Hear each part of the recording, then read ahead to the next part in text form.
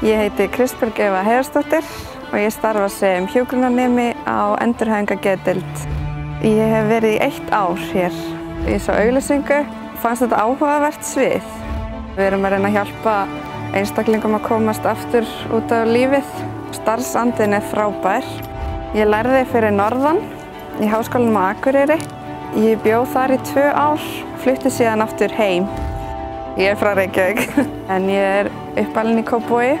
Ég bjó í Hollandi þegar ég var yngri og Færeyjum. Síðan fór ég sem skiptinemi til Paragvæ í Suður-Ameríku.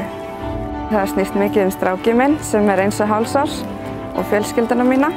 Elska að fara í ferðalög landið. Ef ég væri ekki hjúkka þá væri ég sennilega í ferðamálafræði.